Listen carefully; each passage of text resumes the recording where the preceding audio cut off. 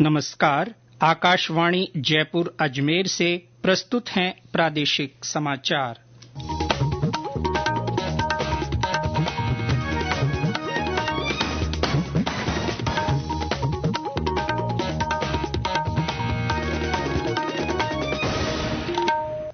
मुख्य समाचार। प्रदेश भर में आज राष्ट्रीय लोक अदालतों का आयोजन, आपसी राजीनामे के जरिए किया जाएगा मामलों का निपटारा।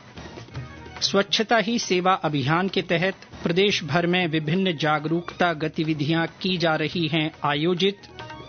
आगामी त्योहारी सीजन के मद्देनजर भारतीय रेलवे 1 अक्टूबर से चलाएगा 6000 से अधिक विशेष रेलगाड़ियां। और विश्व रेबीज दिवस आज, पशु चिकित्सा संस्थानों में टीकाकरण और जागरूकता कार्यक्रमों का आयोजन।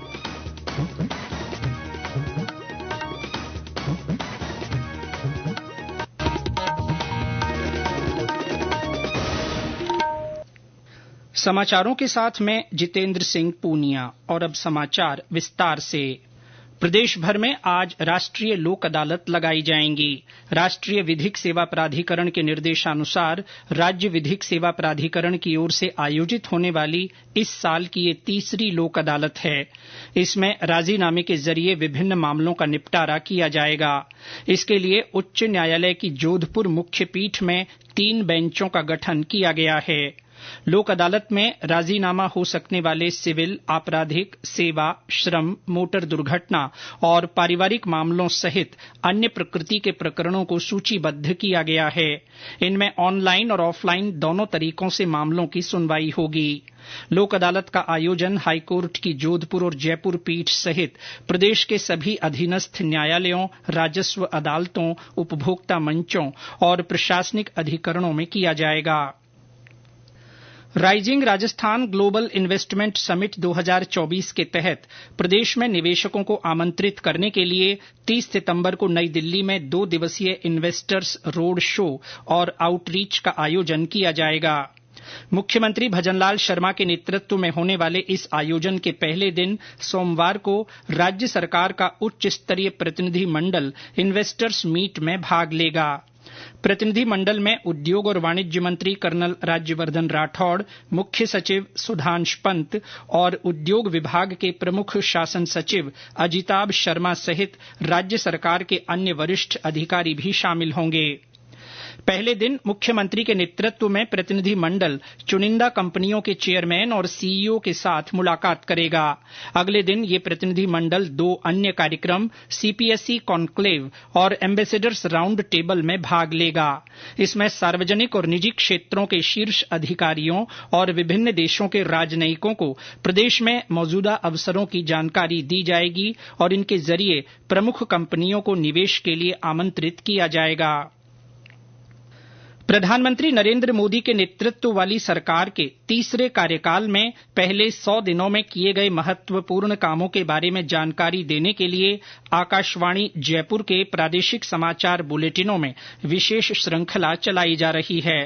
आज हम बात करेंगे किसानों के कल्याण और कृषि विकास के लिए चलाए जा रहे डिजिटल कृषि मिशन के बारे में। 100 दिनों में कृषि और किसान कल्याण मंत्रालय की डिजिटल कृषि मिशन के तहत विभिन्न कदम उठाए गए। प्रधानमंत्री नरेंद्र मोदी की अध्यक्षता में मंत्रिमंडल समिति ने 2 सितंबर 2024 को 2817 करोड़ रुपए के बजट के साथ डिजिटल कृषि मिशन को मंजूरी दी।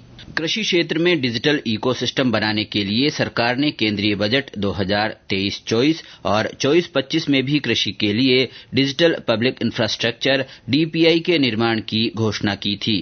डीपीआई का निर्माण राज्यों के समन्वय से किया जा रहा है। इसी कड़ी में 16 अगस्त 2024 को कृषि निर्णय सहायता प्रणाली लॉन्च किया गया।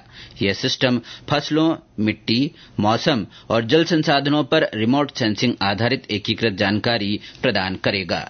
एक अन्य डिजिटल पब्लिक इंफ्रास्ट्रक्चर के माध्यम से देश के लगभग 142 मिलियन हेक्टेयर कृषि भूमि के विस्तृत मृदा प्रोफाइल और उनके मानचित्रों को पूरा करने का लक्ष्य रखा गया है। ये उपलब्धियां केंद्र सरकार की कृषि क्षेत्र और किसानों को आर्थिक रूप से सशक्त बनाने, नवाचार को बढ़ावा देने और रोजगार सृजन को प्रोत्साहित करने की प्रतिबद्धता को दर्शाती है। न्यूज डेस्क की रिपोर्ट के साथ समाचार कक्ष से मैं अब्दुल हनीफ। स्वच्छता ही सेवा अभियान के तहत प्रदेश भर में विभिन्न जागरूकता गतिविधियां आयोजित की जा रही हैं।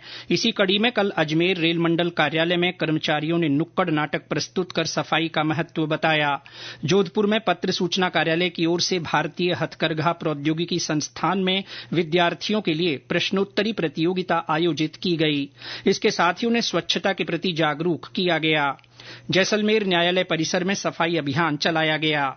जिले के पोकरण में सभी वार्डों में फोगिंग की गई।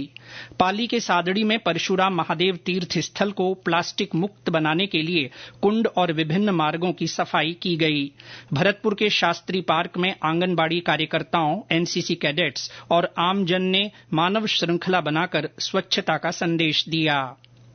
ये समाचार आकाशवाणी जयपुर अजमेर से प्रसारित किए जा रहे हैं। समाचार बुलेटिन में आपका फिर स्वागत है। भारतीय रेलवे आगामी त्योहारों के अवसर पर दुर्गा पूजा, दिवाली और छठ पूजा के लिए 1 अक्टूबर से 30 नवंबर के बीच 6000 से अधिक विशेष रेलगाड़ियां चलाएगा। रेलवे हर साल लाखों यात्रियों की यात्रा सुगम बनाने के लिए त्योहारी सीजन के दौरान विशेष रेलें संचालित करता है। पिछले साल इस सीजन में करीब 4500 स्पेशल ट्रेनें चलाई गई थीं। इधर त्योहारों और पर्यटन सीजन को देखते हुए जैसलमेर में 1 अक्टूबर से हवाई सेवाएं फिर से शुरू होंगी। हमारे संवाददाता ने बताया कि इससे सैलानियों और पर्यटन व्यवसायियों में उत्साह का माहौल है।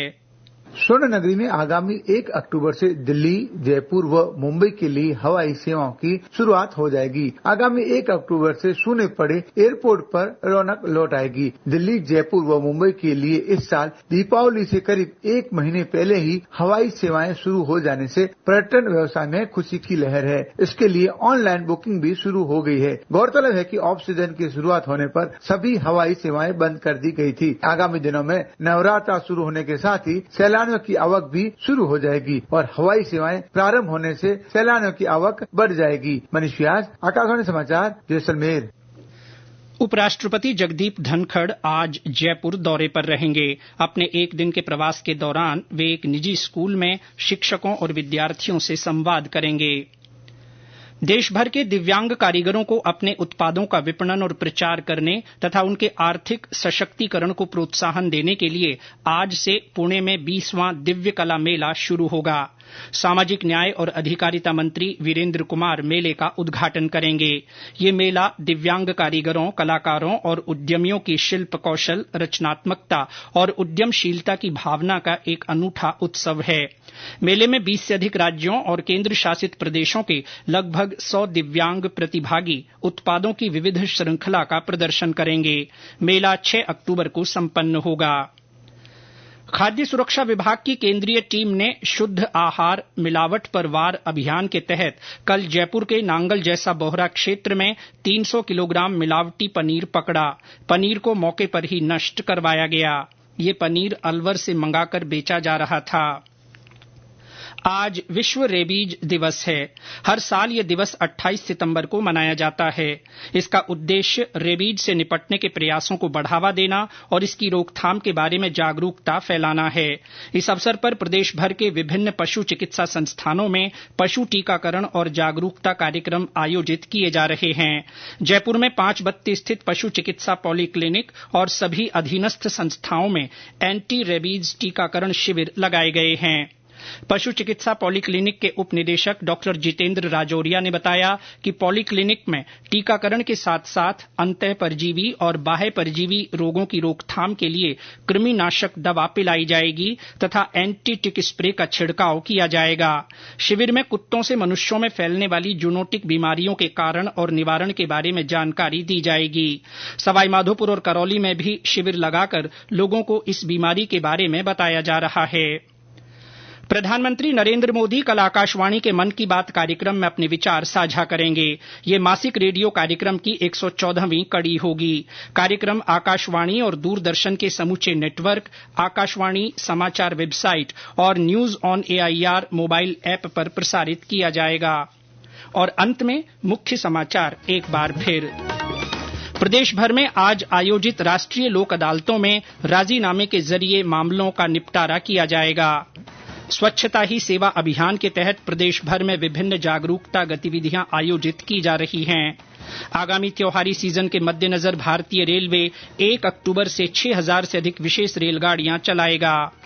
और विश्व रेबीज दिवस पर आज पशु चिकित्सा संस्थानों में टीकाकरण और जागरूकता कार्यक्रम हो रहे हैं। इसके साथ ही प्रादेशिक समाचार बुलेटिन समाप्त हुआ। नमस्कार।